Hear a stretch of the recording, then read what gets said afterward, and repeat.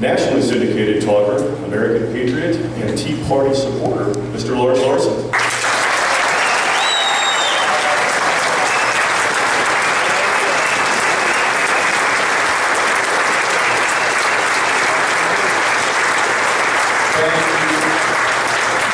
Take your seats, it's warming up already. You know, I had a great teacher in high school who told me never let anything get between you and the people you're talking to, not even a podium. And so I turned down the use of the podium tonight, but I appreciate what you're doing tonight, and I appreciate so much your invitation to Northern California. But I have a couple of confessions to make. See, my mom and dad were veterans. They're long since passed. But because they were serving in the Navy, I was born outside the United States. And I spend most of my days, hours of the days, talking on radio and TV almost endlessly. And I have a funny sounding name. And those are about the only things I have in common with President Obama. And there's everything else we disagree about. But I do feel, thank you very much.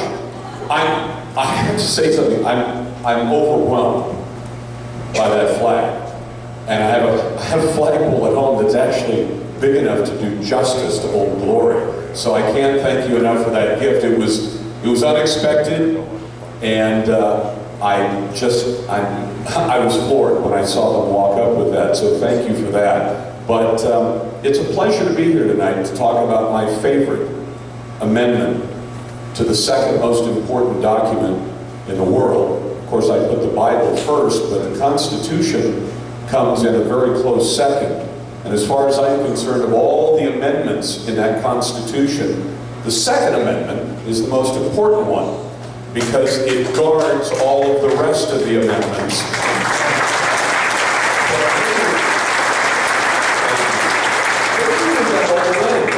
But I wanted to reflect on a few things with you tonight. Let me tell you, I feel like I'm back at home. Now, of course, Butte County is a wonderfully conservative county as long as you get outside the college area. Then you go. And I can't thank Matt Ray and Dino Corbin enough for putting me on the air here on KPAY, my favorite affiliate, in part because Matt and I used to work together. Matt would actually tell you he was one of my interns, but he's far surpassed that. He's a very accomplished professional and respected in his field, and he's beginning to do some out-of-town talk radio, and I wish him well, and I've given him all the thought and encouragement I can. But one of the things I talk about on a regular basis on the radio show that I do, both the Northwest one that you don't hear, 3 hours to some of the most concentrated liberalism you've ever seen in your life up in the Willamette Valley of Oregon. But there are people out there who really appreciate the Second Amendment. They understand that without that amendment, the rest of them might mean nothing because there are people in this country who believe that your rights come from the government, when in fact all of you know full well that your rights come from God. That's the way the founders saw it. They said, you have rights that are inalienable, that come from God because you were born a human being. And we've established a government to do a few tasks for us. They've taken that list a little bit further than most of us would like, from those enumerated powers that the federal government is supposed to have, and the powers that you choose to grant to the folks you've hired to run your government here in the state of California. But we can work on that. The Tea Party is doing a good job of that. But I feel like I'm back at home because when I was a kid, I lived in Northern California, and I don't mean San Jose. Because when I end up talking to people all the time, I'll say, where are you from? They say, Northern California. I say, oh, where? Because I want to see if it was near Happy Camp or Doris or Eureka or Wairika or any of those places. They say, San Jose. And I say, no, that's Southern California. This is Northern California.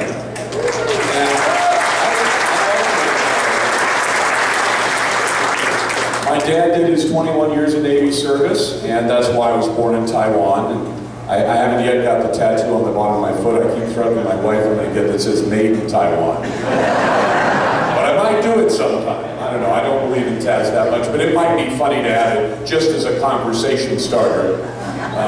My father-in-law, who's a Navy vet as well, has a rooster tattooed down on his calf, and there's a joke that goes with that, but we're in mixed company, so we won't tell that one tonight. But in any case, I got my first gun when I lived in Northern California, and I got it at the age of 7. Now, see, that's an idea that you even say it out loud today, and people are shocked. You had a gun when you were 7? Well, it was a gift from my father. And he taught me how to use it, and he taught me how to use it safely, and how to respect it as a tool. Just like Shane said in the movie all those years ago.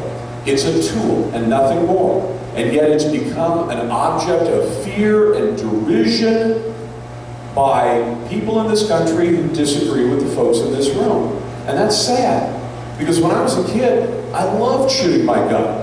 I loved going out and going rabbit hunting with my dad when we lived in Happy Camp in Doris, and we ate everything we shot. Not that I hit anything that often at that age, but I loved having that gun. But I also respected it. My friends and I were proud of the fact that we knew the rules, that nobody acted stupidly when they were handling a firearm. And these days, I carry a gun every day. Now, Sheriff, not today, because California has a lot of funny rules about concealed carry, and I understand it actually takes an act of Congress or Jerry Brown to get you a concealed handgun license, but I have one for the state I work in, Oregon, and the state I live in, Washington, and I have an Arizona permit that's good in another 30 states around the country, and I carry just about everywhere I go. My wife and I took a trip. We have a little motor home, and we decided to do 14 states and see Mount Rushmore and see my mom's birthplace in Scottsbluff, Nebraska, and I had pistols with me. Of course, when I got to the California border, I had to get out and load them and go back and put them in the lockbox and all the rest of that. Nothing against your state, but I'd love to see you loosen up those rules just a little bit. And I apologize for being late tonight, Sheriff, but I really didn't want to add to the ticket fund tonight. And Matt Ray was nice enough to do the driving. But this amendment is so important to everything else we do, because it's important to the relationship that we have with the government, a relationship that I think the government has forgotten a bit about. Because the government these days, some of the people in government seem to think that we work for them, that we live at their pleasure, that they make the rules to tell us what to do, and that when they say jump, we say how high.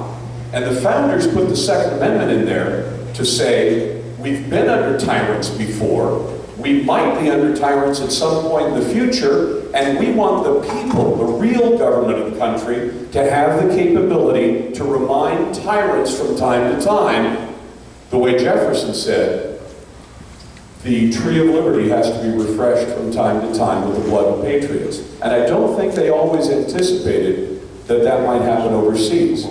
They anticipated, because they felt the boot heel of government on their necks here, that it might happen again here.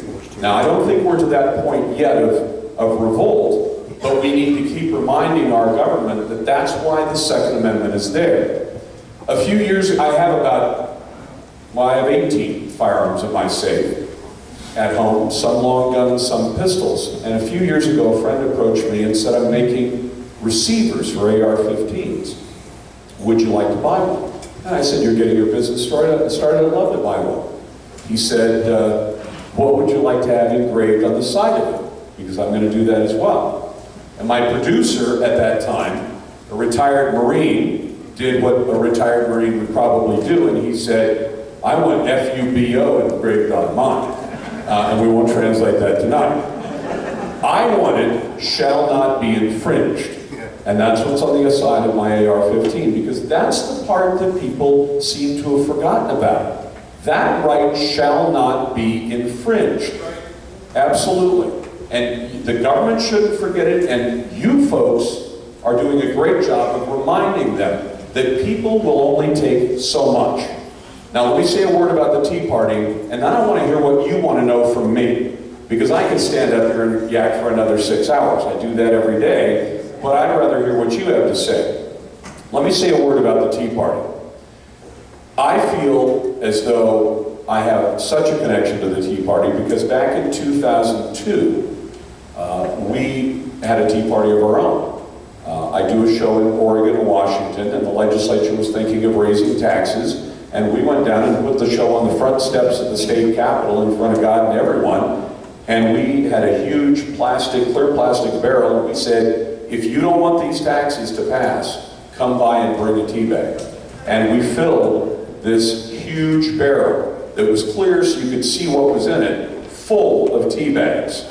Because we wanted to be there on the state capitol steps to remind the people inside the building who seem to have forgotten that the public ultimately should be who they represent. And if the public says no to taxes, the job is to get the job done with the money we've already given you from our paychecks. Because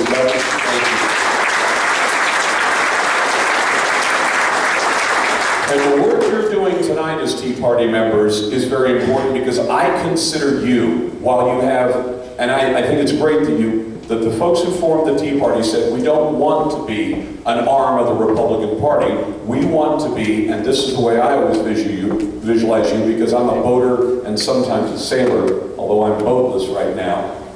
I view you as the rudder on the ship. You know, every ship can be a great big ship, but if you don't have a rudder to steer it, then the ship is going to get lost. And I think the Republican Party, in some places, has become lost. You see people in Washington, D.C., and I'm sure you see people in Sacramento who are Republicans, but they've forgotten which direction to go. You folks are the power and that rudder that decides which direction those folks should go. And you're there to remind them of what their job is. And God bless you for doing it. And thank you for your invitation tonight. And now I'd like to take whatever questions you want to throw at me, good or bad, because I love naysayers. What's on your mind tonight? And we have people with microphones as well, or just shout it out if you feel like doing it that way. Yeah, go ahead now. Go ahead and raise a hand up and put a hand up. shoot a question for Lars. You're not all wallflowers, you're conservatives. Yes, sir. I want to know why you didn't talk like a talk show host. The government could, that the government could take our gas away from us, make us all without any gas, nobody be able to go anywhere, and then turn Al-Qaeda loose on us, or take our guns away next, and then turn Al-Qaeda loose on us. And I want to know why that isn't addressed. I think we all, and you heard his question about what the government could do to you. Let me tell you, they've already taken some of your gasoline away. In your state, as in my state, they've mandated that your gasoline be replaced with ethanol. Popular with the farmers, but what they've really done is taken out for every 10 gallons, 1 gallon, if it's the 10%, and they've put back in something that's 2/3 the energy value. So they've already, in effect, stolen some of your gasoline without you even realizing it. Could they come after Americans and say, we will disarm you? I don't think Americans will tolerate it. I don't think sheriffs will tolerate it. There are hundreds of sheriffs around America who said, if it ever comes to that, to disarming America, we won't cooperate, and we're the law in our counties, and the people won't cooperate either. So I think the best safeguard against that is the people in this room, sir. Other questions? Yes, sir. Let me take this gentleman first because he's got a microphone in his hand. You'll have one in a moment. Yes, sir. Will we ever hear the truth about Benghazi? I believe we will. And I think what you're going to see is that the president is going to make it long and painful for himself. About the truth about Benghazi, we know that 4 Americans were murdered. We know that 3 of them ran to that fight to give up their lives trying to defend our ambassador, the first ambassador murdered in 30 years. Will the truth come out? Yeah, as long as we keep the pressure on. There are politicians in Washington, D.C. who aren't going to let it drop, and there are people around America who won't let it drop, and I believe we're going to find out. But let me tell you the forces you're up against. Number one, you have a sitting president to whom the truth about Benghazi, I believe, is a threat to him even staying in office for the next 3.5 years.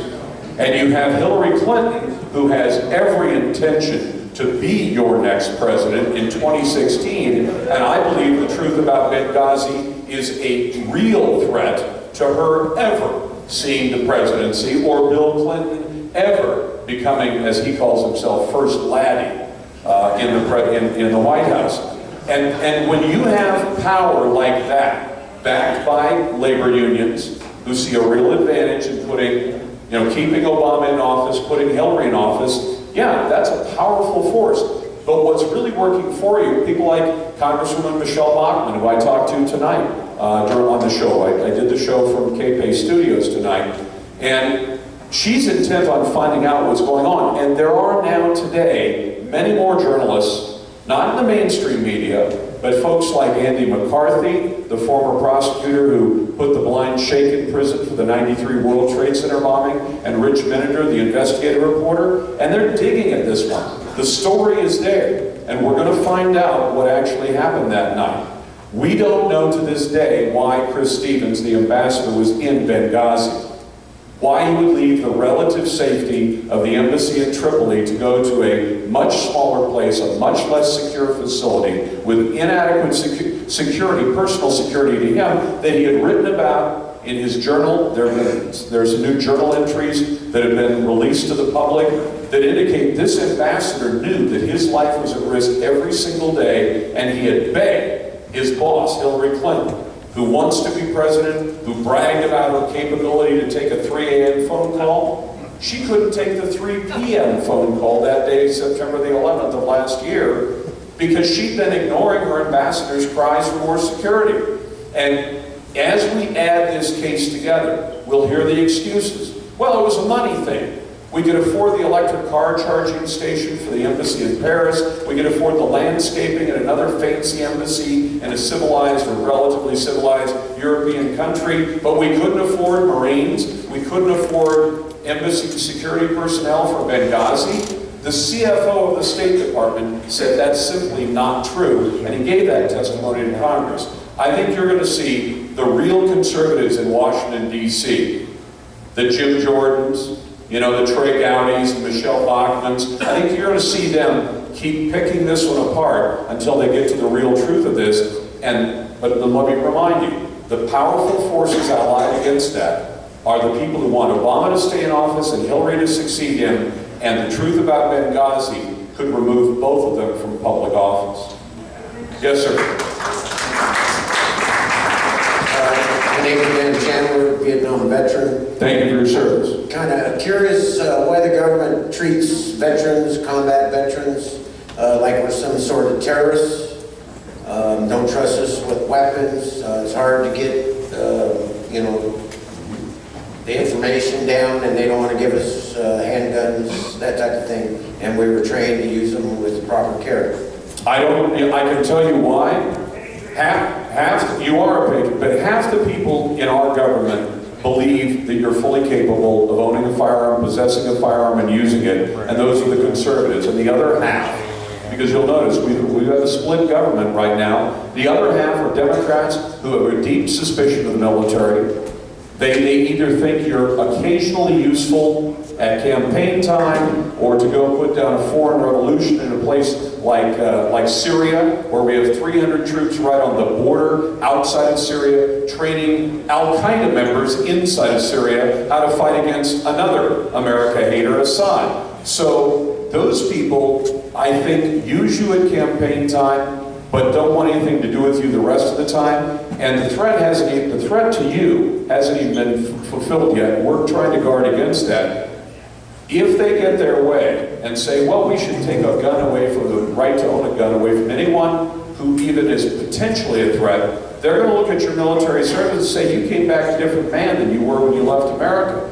And whether you came back with PTSD or war wounds, or whether it's all up here, they say, you shouldn't have a gun. And we should guard against that, because I don't want to see the Veterans Administration or this new Obamacare decide to start labeling you as not worthy of a firearm simply because of your military service. But there are people who would like to do that, and you need to make sure you pick the right people for Congress who will fight against that. Right back there? Yes, sir. My name is Lars Saint Germain. I served in the Canadian Army in 1951 to 54 in the Thank Naval you. Forces. I had a dual citizenship, and when I asked for my citizenship to the United States, I was obligated to supply a form from the Royal Canadian Mounted Police so that I was not a villain. I had to have the shots before I came into the United States. I was obligated to have $40,000, so I would not be a ward of the state. And I'm just wondering what happened to all those principles. I mean, I think they're still in effect, but nobody seems to listen to them or work with them. I'm really despondent as to this way that Obama is taking us. Well, and the question about why have we drifted so far from those principles, I hate to say it, but it's not just Obama. The Wall Street Journal and the U.S. Chamber of Commerce support amnesty for illegal aliens. And you and I will be second-class citizens of this country under this amnesty. It passed the United States Senate today. The only thing that stands in the way of it passing altogether is if it can be stopped altogether in the House of Representatives. If it is not stopped, and I mean stopped cold, I mean no bill that can be sent off to a conference committee and changed a little bit or tweaked and then sent back for a vote where Democrats will join with rhino Republicans in the House and pass it. If that goes through, you will be second-class citizens. And what I think the mainstream media doesn't tell you is to look at America's generosity in immigration in the context of the whole world. There are very few nations that are as generous as we are. Australia, which is a very similar country to ours culturally and otherwise, is very picky about who gets to be in Australia. I have friends from Australia. In fact, one of them is married to an American friend of mine, and she's on her way to becoming an American citizen. They're staying with us because she's been going through some surgery for brain cancer, and they needed a place to live. So they're staying with Tina and me because our kids are adults and they're out of the house and we have some extra space. But we love these people. But she's an Australian. If you want to move to Australia and work in Australia and call yourself an Australian, they're going to say to you, have you got something we need?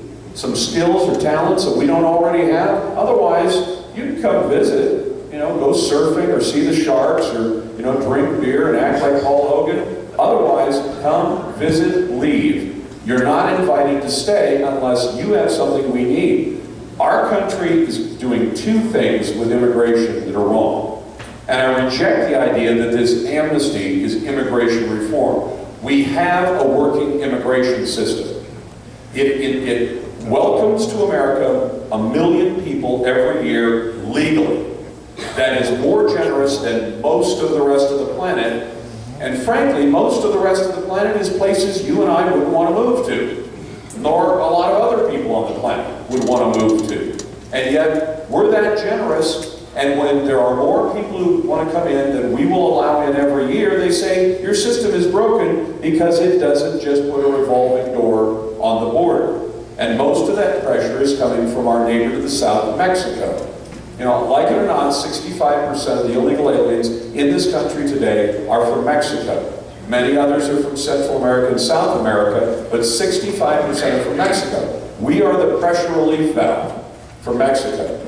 Mexico doesn't have to reform its economic problems, political problems, cultural problems, and corruption problems because we provide them relief. We take some of the least skilled people in because they're allowed to come in illegally, because, frankly, business owners want the cheap labor, Democrats want the cheap votes. And that's why, as citizens, we're up against them.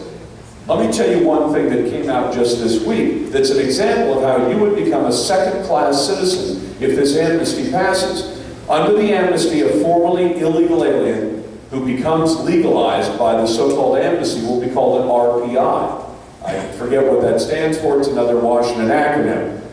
RPIs are not officially eligible for Obamacare. So, the law says that under Obamacare, if you have 50 employees or more, you have to buy health care for your employees. If you don't do it because it's too expensive, you'll be fined $3,000 per employee per year for not doing it.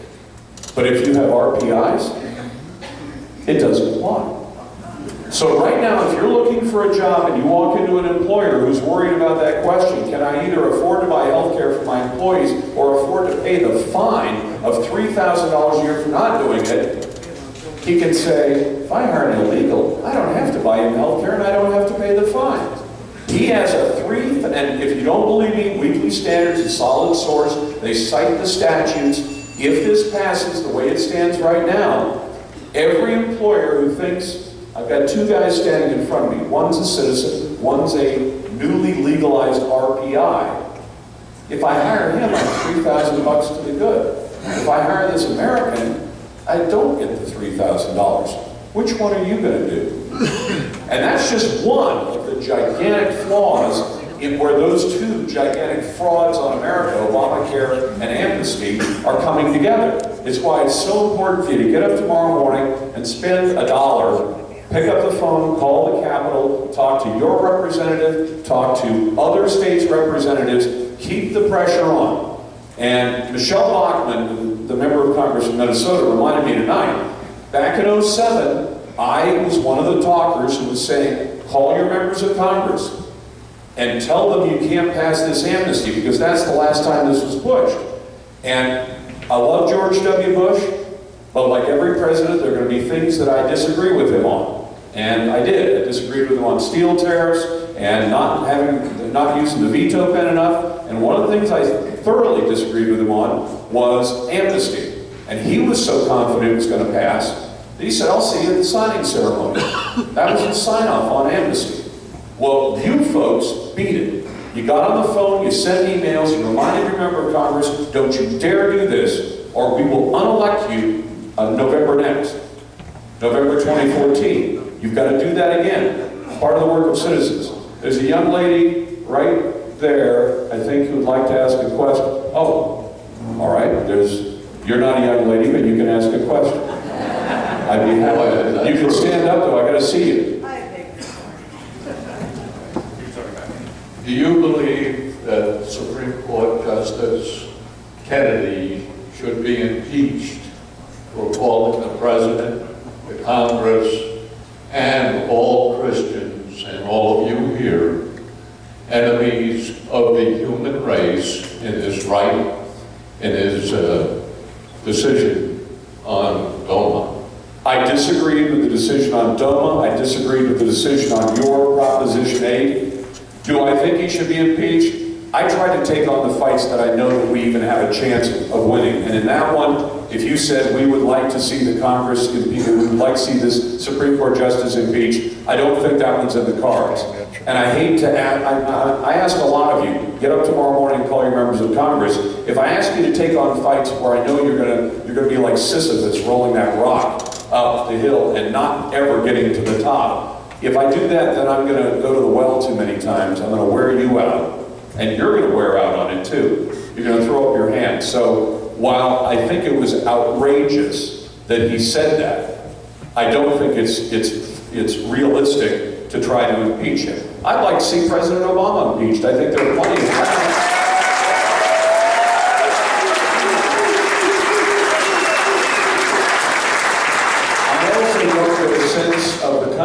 That the country is ready for that, but wait, because as Benghazi and IRS and NSA and HHS and all the other scandals continue to percolate, we have the grounds to do it. Who should we go to next? In the back here, Lars. In the back. Yes, sir. I just want to ask if the amnesty bill should pass, do you think the Tea Party would have a chance of righting this ship without becoming a third party? The question of third parties is always troublesome because I've seen, and I'm going to sound like a broken record saying it again, but my favorite one of our allies, other than Great Britain, is Israel. Israel is a country that has a dozen different parties. And I know it's a controversial position because a lot of conservatives don't like Israel and they see them as the source of our troubles. I don't. Nor is Great Britain. They're both great allies to the United States. They have a dozen different political parties, and it is a train wreck all the time, and here's why. Imagine America broken up into, let's pick a nice number, 6 political parties. a Green Party, a right party, a pro-gun party, a pro-abortion party, and pick another one. Now, if you have it broken up that way, and it's broken up relatively evenly, it wouldn't be, but let's say for the sake of this discussion it is, each one has 20% of the vote. 3 of them have to get into bed together to make a coalition government, which is what you hear about over there. So imagine getting the Green Party in bed with the pro-Second Amendment party and the pro or anti-abortion party. How long is that little coalition going to stick together? It's like when you go to the circus and you see the lion in the cage with the lamb, and they say, look, it's amazing, the lion lays down with the lamb, except that every once in a while they have to buy a new lamb. Because it just doesn't stick together all that long. That's the problem with the third party. The last time we had a serious third party bid, you all know what I'm talking about, great man from Texas, but we got Bill Clinton. And I hate to lay all that on Ross Perot. I mean, the man's I think he's a patriot and a great American and a smart businessman. And a guy who's willing to put his own money up and hire people to go rescue his employees in Iran. Good stuff, and smart about the economy, about jobs and everything else. But that's part of what helped get us Bill Clinton. And so if you have a third party, it will draw votes off of the Republican Party, and you will end up with a Democrat in office, locally or nationally. I think that's going to be the effect. And you say, well, then we need 4 or 5 parties. Well, that's the Israel problem again. And every time I look at them, God bless them, I've been to that country 4 times in the last 10 years. It's been my pleasure to do the show over there. They're great people, they're courageous people, they're brave people, and all their girls carry guns, and long guns, not pistols. And they are just fantastic people. They're brave people. I don't know if you know this or not. We all hear that all their kids have to serve in the military. The girls, I think 2, and the young men 3. Do you know what happens to a young man who doesn't serve in the military there? Let's say he leaves to go to college. If he leaves to go to college and hasn't done his military service, he can't come back. Period. Not to visit. I talked to a mom whose son was overseas, and she was very disappointed in him, but she said he had gone over to another country. I think he went to Europe to go to school, and he literally is not allowed to return to the country, or if he does, he will immediately be put into military service, and if he fails to do that, they will kick him out of his home country. Now, that's a fierce dedication, and beyond the 3 years for men early on out of high school and 2 years for women, the men continue to serve to age 50. Every year you do somewhere between 2 weeks and 1 month, 4 weeks of military service. This isn't National Guard 1 week at a month, 2 weeks a year. This is full on, you go in and you are surrounded by some of the nastiest enemies that the planet can dream up. And they serve, and they spend a tremendous amount of their GDP on the military. And let me throw in one more thing, because I'm an Israel fan, so, and not for any particular reason. I don't have any familial connection, I don't have a dog in the fight, I don't know any companies there, anything like that. But one of the slurs you hear regularly on that country is, well, the United States supports them. Let me draw the picture for you. The United States got Egypt and Israel to strike a peace. Israel had taken the Sinai in the 73 war. And in exchange for Israel and Egypt being in peace, I don't know how that's going to work out on the Muslim Brotherhood, Israel gave back the Sinai, a piece of land as big as all of Israel. Now imagine if we had a war and we took, say, Canada. That's a big prize. You say, but to have peace, we're willing to give all of Canada back. And the U.S. said, and we'll kick you guys some money every year. Out of our federal budget, it's I think $3 billion each.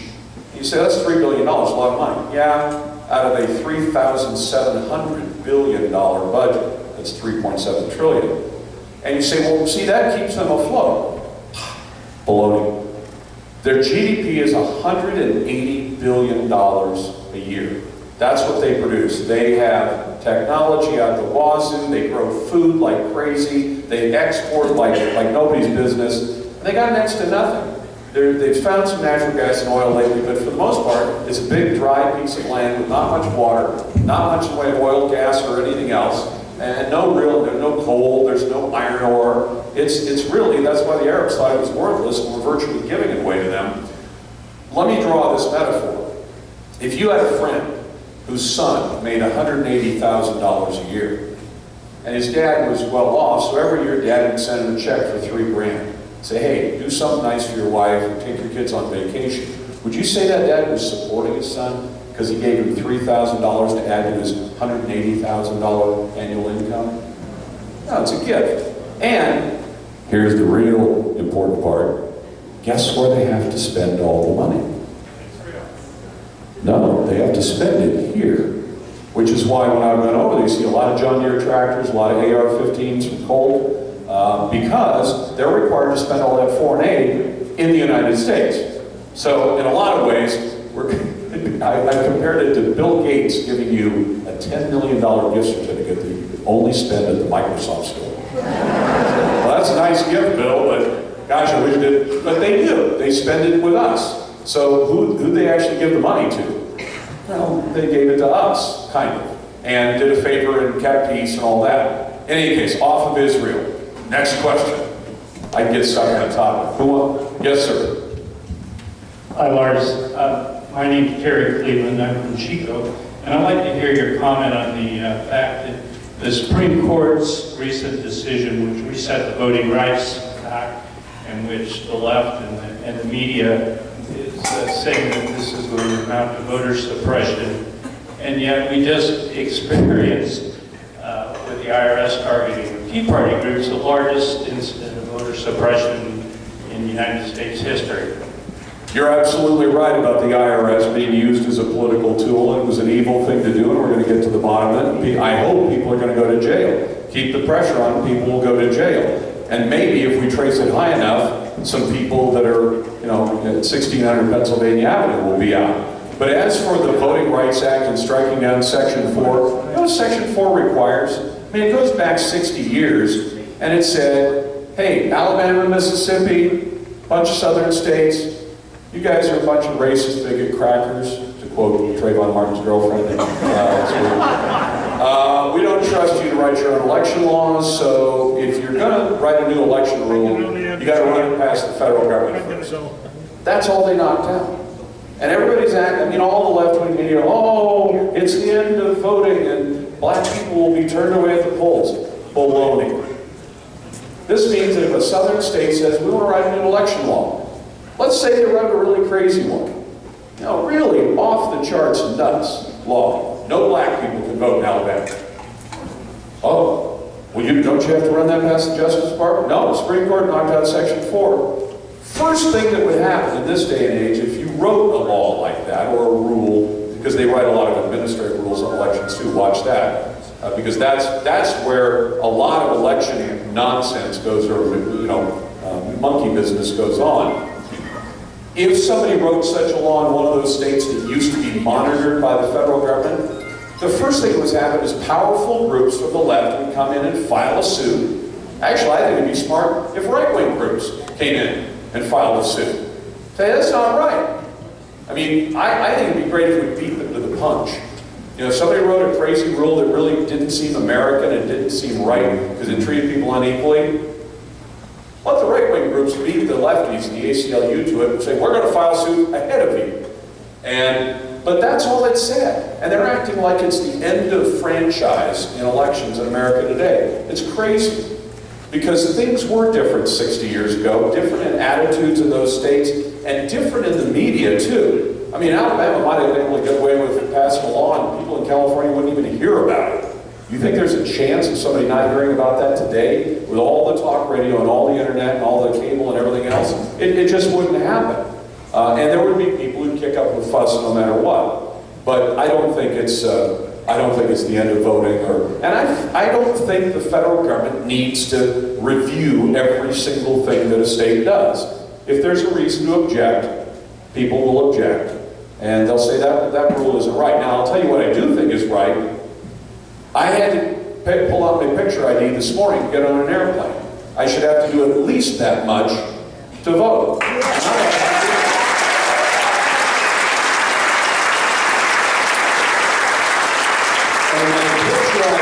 probably indicate if I'm a citizen and eligible to vote or not. So, other questions? I don't know where you got. Yes, sir. I'll repeat your question. You don't have a mic. Stand up and I'll repeat your question. Political correctness or government pressure has changed our larger institutions now to where they are dictating to us, the customer, that they are not going to support our business, i.e. Bank of America. And guns. And guns. Yeah. A friend of mine in Arizona, a large gun dealer, a large sporting goods shop, was recently told to go elsewhere. Where does that come from? How can it be other than just taking our tax out of Bank of America? That does not. I know. What you have to do is you have to raise a fuss about it. We've talked about it on the show. What the gentleman asked about is political correctness driving institutions like banks or Chick-fil-A to act differently than they would otherwise and to strike out against businesses, to wit, Bank of America saying, we no longer want your business, Mr. Gun Seller, because you're in the business of selling guns. And some of these banks have taken it to a ridiculous degree. They've literally taken people who make holsters or, the strap that I put on my hunting rifle so I can sling it over my shoulder, which is not a gun, it's an accessory. But they say, we don't even want anything to do with accessories. And what they're getting is they're getting pressure. And that's not the government acting, but it's another thing for you to be fearful, well, not fearful, cautious about, and you should react to it. And you're right, the gentleman says, it doesn't do any good saying, okay, I'm going to get all my friends and family and pull our accounts out because you're a drop in the bucket. But it does make sense to make it just as politically unpopular for companies to act in that fashion. Because they understand that this is a center-right country. If you get people going, like you're more than half the population. You tend not to be as vocal because you don't go down and throw up at 10 Wall Street and call yourself Occupy. That's a tiny little group, and you notice how strong your group is here tonight in Paradise and how non-existent Occupy is. They're like a Saturday Night Live parody. It lasted 5 minutes and it was over, and people say, I remember Occupy, but they're gone now. You guys aren't gone. But as far as an effective technique to turn them, that's another question. I wish I had the secret to that. I'd be better paid if I were, but I'm paid well enough now. Yes, sir. Thank you. Just wanted to thank you for using your superpowers of logic and public speaking for the good of America. I've heard your show. Thank you. I've heard your show. You've gone toe-to-toe with very liberal people. You usually speak your logic with a bunch of shit. And in particular, this group I've been affiliated since 2008. I've never heard a single word that was irresponsible, racial, or radical. Thank you. And yet you're demonized by MSNBC, racial, radical, that we're all crazy people. And I know we're not. But 50-50, we're split up. They're afraid of you. No, that's the God's honest truth. They're afraid of you. We're 50-50. Where is that 50 with their information? Because it just, everything in here makes sense. It proves itself by being what it is. It's not, they're not getting information, they're making it up. And I mean, honest God, they are making it up. If I went and covered a story, I could choose selective facts, tell a story, and I could say everything I've said is the truth, but it would present an entirely different picture to you than what really happened. And that's what they're doing. They're choosing to be selective about what they present. When they go to a demonstration, I understand you folks all believe in free speech, and I have friends that are more radical than me and less radical than me, fine. But if you went to any demonstration, left-wing demonstration, you could pick out people who are a little more toward the fringes. Actually, I kind of like the fringes. I think they're interesting to watch because they may tell you where everybody else is. If you can pick out the edges of a situation, you kind of find out what's in the middle. But that's, they're going to keep doing this because you don't fit their narrative. They believe that you're a bunch of hicks. You heard as much from the president. Bunch of people clinging to their God, their guns, and their religion. What's wrong with them? President claims he is a religion, right?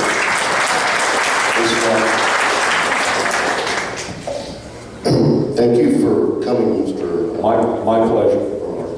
As we speak, the lawmakers in Sacramento are trampling our Second Amendment rights by railroading laws, anti-gun bills, because they can.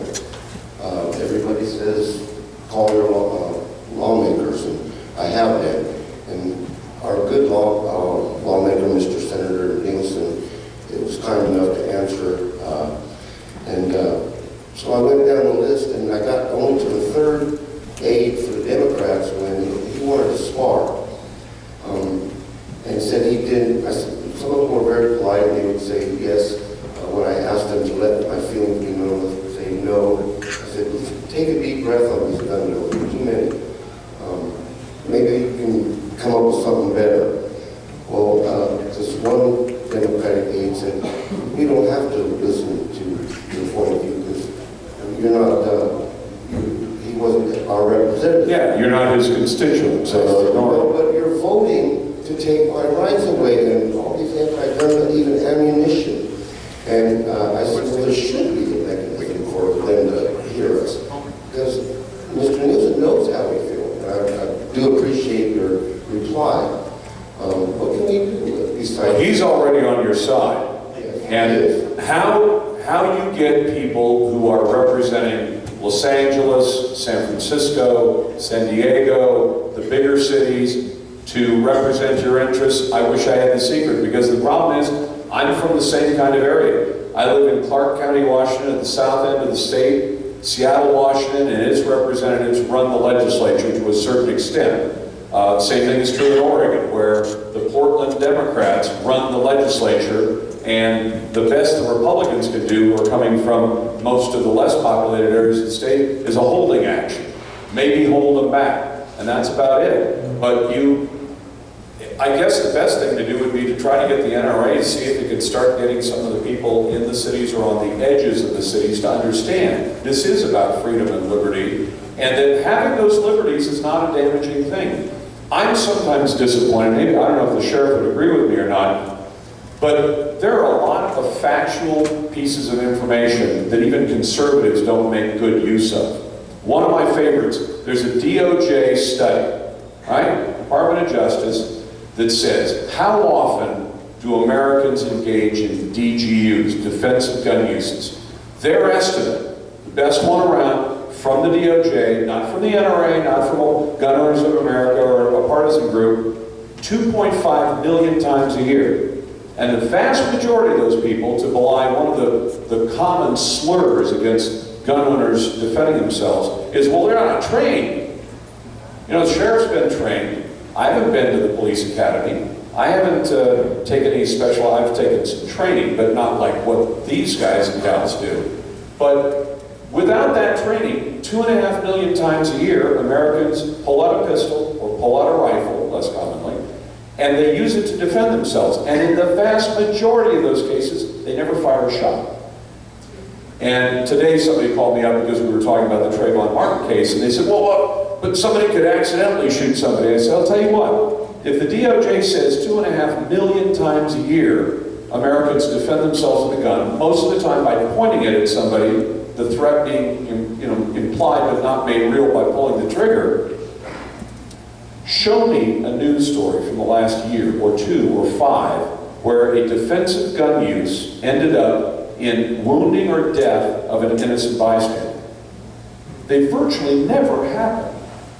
So how is it, if untrained people are not to be trusted with guns, that 2.5 million times a year people can pull out a gun, and in a tiny minority of the cases they actually fire a shot, and you don't hear about any innocent bystanders being shot. Believe me, the mainstream media would be happy to spend 3 or 4 days telling every aspect of a story where a defensive gun use ended up with an innocent bystander hurt. It doesn't happen. When I say it doesn't happen, it's like getting on an airplane. I got on an airplane this morning. Airplanes crash and people die. But it happens so very infrequently that we accept that that's one of the costs. Your number's up, plane goes down. We have a big plane crash every 3 or 4 years these days. They used to happen a couple every year. We're getting better at it. So we're gun owners. Yes, sir. Do you believe Snowden should be brought back to country and put on? Yes. I think he should be put on trial for treason. I think he should be charged with espionage. There are very clear statutes. And let me say something else that might be a little controversial. I think the reporters who published the information should be prosecuted. Let me explain what I mean. I'll depend on my friend Eddie McCarthy, the former prosecutor, who will point out to you that the federal code, I think it's 18 USC, that contains that statute that Edward Snowden violated. So short of treason, the charge he faced is knowingly taking information classified as secret and knowingly releasing it to people outside of that agency. That statute says anyone who knowingly publishes, makes public that information is guilty of that crime. So Edward Snowden is guilty, I believe, and I believe the people who took it initially, The Guardian in Great Britain, and published that information knowing what it was. Okay? Friend comes and sells you a watch, and you think it's a watch. Sheriff comes and tells you it's stolen. You didn't know. That's one thing. But this reporter did not receive this information thinking, oh, this is just a helpful federal employee or contractor employee who's decided to tell me some interesting stuff. He knew that it was secret.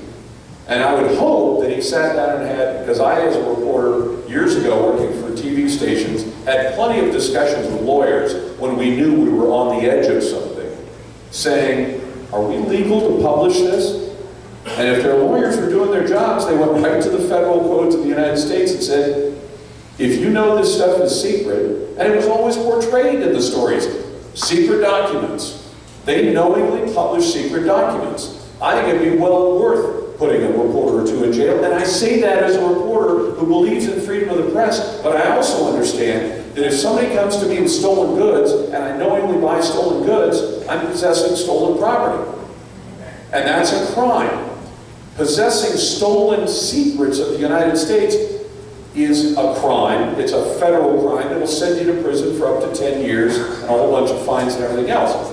And the guy did it knowing exactly what it was. So I'll say it. Yeah, you should send at least a couple of reporters to jail. Yes, sir. Over. Yes, sir. Yes, good evening, Lars. Good evening. Thank you for coming. My pleasure. My name is Dale Alexander. If that name's familiar with you, I'm the one who always invites you to come up and exercise your Second Amendment rights at our range on Skyway. And if my wife were with me and I was staying for the weekend, unfortunately or fortunately, we go to a rodeo every year with some friends of ours, and she's at home getting ready for that, which is why Tina isn't with me tonight, but she would love to have been here. I want to tell you, my best friend in the world is the man who built the park up in Sterling City. In honor of, in honor of his mom.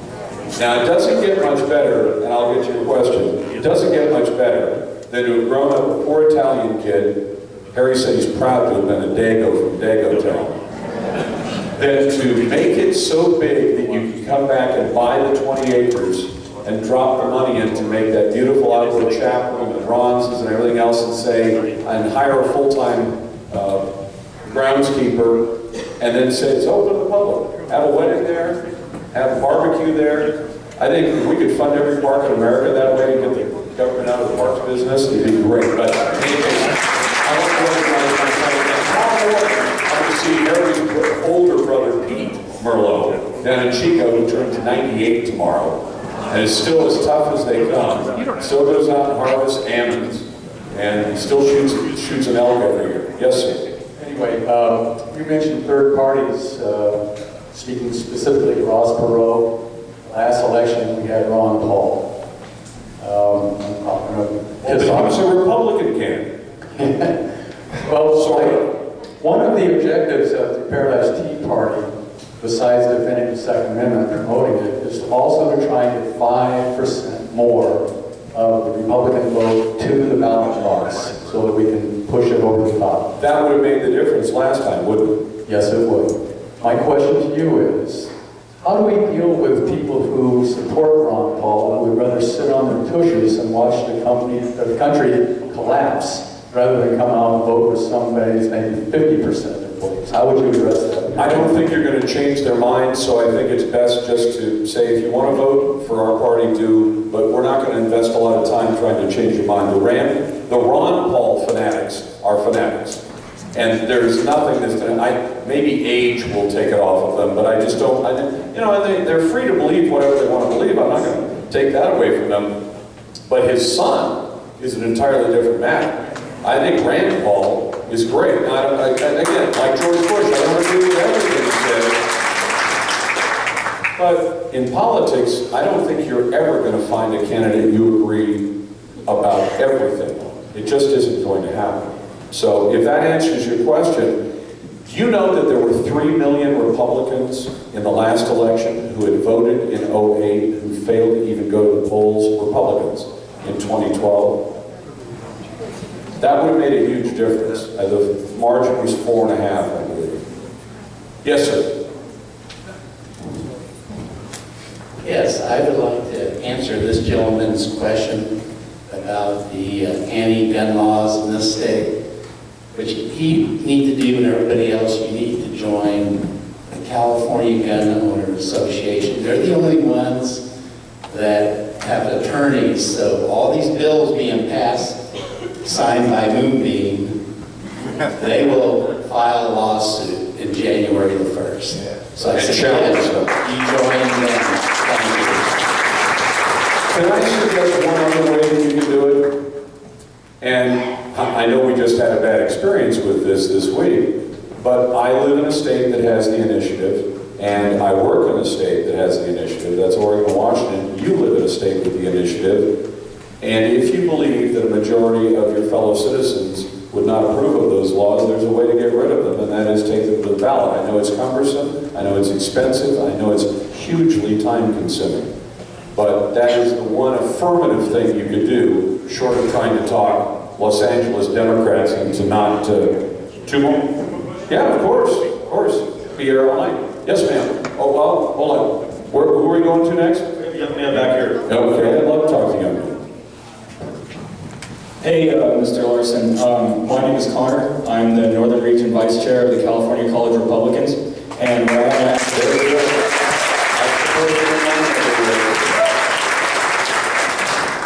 what I want to ask you about tonight was I was just thinking about the elections that we had in 2008 and in 2012, where John McCain and Mitt Romney received, huge numbers, of traditional Republican voters, white people, older people, all turned out, and all aspects of those votes went to the Republican Party. But where the Republicans really lost was in attracting young people and attracting minorities to the party. And do you feel that Republicans can be successful, or conservatives be successful in continuing to just go after the traditional Republican base, or how does the Republicans need to market themselves in the future in order to attract young people and minorities to our party? I think every product in America, every product in the world has to be marketed. And when I say that, part of what we're talking about here is in policies, it's a very smart question, is marketing. You've got to sell the product. You've got to convince people, because people have their own lives, they're busy, they're working, they've got families, they've got responsibilities. Do they have the kind of time I have to invest every day in reading and researching thousands of different policies? Of course they don't. So do you have to go out and persuade them to that? Yeah. Although I think if the gist of your question gets back to this appeal that we have to pass amnesty to get Latino voters on board, let me tell you something. I had Ann Coulter on last night. Some people love her, some people hate her. I like the fact that she doesn't back down from anything, and she's wrong about things too. She was wrong about Chris Christie, as far as I'm concerned, and she was wrong about Romney. But we're all wrong. I'm wrong almost every day. I'm married. I know my wife is going to tell me something I did wrong every night, but God love her, she's my best friend. And so, but to answer your question, yes, we've got to get out to other people, and let me tell you, probably the ripest, lowest hanging fruit that you could go after right now, and I think it is ignored a bit by the Republicans, is black Americans. Because black Americans are conservative. And I think maybe we suffer from some hangovers from the 60s, just like the Democrats suffer from hangovers from the 60s. Because when you look at attitude surveys of black Americans, A lot of them are church-going. Yeah, and I know there are a lot of dads who produce kids and they aren't responsible for the kids. Fine. That's true of whites as well. Go out and convince those people, because the research I've seen, and Ann brought it up in her column this week, but I'd already seen a bunch of the numbers. Pew Research Center says you are not going to get the Latinos by passing amnesty. That's not the key, because 75% of them believe in bigger government. A solid majority believe in Obamacare. A solid majority believe in actually, this is what's most stunning, because I suffered from a little bit of a, I don't know if you're sure if you call it profiling, but I thought, Latinos, a lot of them are Catholic. That would make them pro-life, wouldn't it? How about 55% pro-abortion? Ouch. So, do you know how firmly pro-abortion folks stick to that point? You could tell them you're going to take everything else away from them. Go find a real hardcore left Democrat like Pelosi and say, okay, we're going to take everything else away from you except abortion. Okay, as long as I can have abortion. That's their view. So if you've got 55% of Latinos are pro-abortion, and you say, oh, we're going to give you good jobs, we're going to make sure that we address jobs, we're going to address taxes, we're going to address all these other things, even if they didn't, even if they weren't pro-Obamacare, pro-big government, pro-high taxes and everything else, they'd say, no, I'm pro-abortion. I'm not going with you guys. So if you say, but we're going to let all your relatives come in. We're just going to open the border. We're going to take the 12 or 20 million illegals that are here already, and we're going to legalize them with just the president will just wave a magic wand and they all become legal, and they all have an advantage in getting jobs that I told you about earlier. They're going to say, no, still not vote Republican because you guys are anti-abortion. Now, I'm not telling you to change that position. Stick to it. And I think you can tell what happens when you run moderate Republicans in a real tough race. They lose. John McCain, Mitt Romney, moderates. I was never crazy about Romney, but when it came to the election, I voted for the candidate offered up that best reflected my point of view. What other choice do I have? You say, well, you could just stay home. Oh, 3 million people did that. How'd that work out for you? I mean, it's just not, yeah, like the lottery, if you don't play, you can't win. And that's the truth. It is the truth. I'm going to let the young lady in the pink top ask the last question. Yes, ma'am. I can hear you. I'm listening. And the NSA can hear you too, ma'am. My name's Brenda. Not a Tea Party member, but I do support the Tea Party. My question is, how do you control your anger over the news, Benghazi, the IRS, etc.? It just keeps bombarding us. I don't know. I get angry. I don't have to control it. I don't take it out of the house, but he tells me to settle down. Well, I'll tell you what. I think you got to approach it like a war.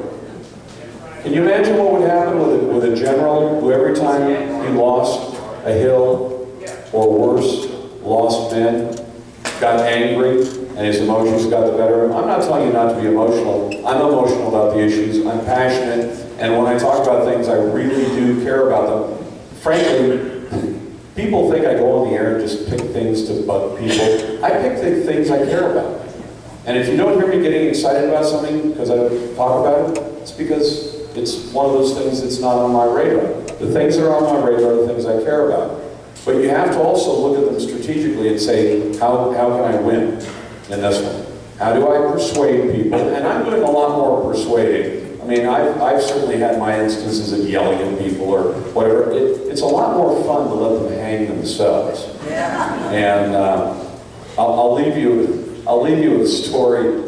The other day, a friend of mine, and he's a great friend of mine for 30 years, and we're both about the same age, and he's been very successful, but I see him about every 6 months. And so I was downtown, my wife had come back from a trip, this was last Saturday, and she said, I have to go get some clothes. And I had to go with her, even though I don't offer helpful advice. I stand there and she says, does this look nice? And I said, yeah. I mean, what are you going to say? I I don't know anything about color. I can barely get myself dressed in the morning. But he texted me and said, hey, come by and meet me and meet this new friend of mine. And so we sat down, we were having a beverage with him. And we were at a picnic table outside. It was sunny and nice for a change up in my neck of the woods. You guys get sunny all the time. And these 3 young people came over and sat down at the end of the picnic table because we had room. They said, do you mind if we sit down? Fine.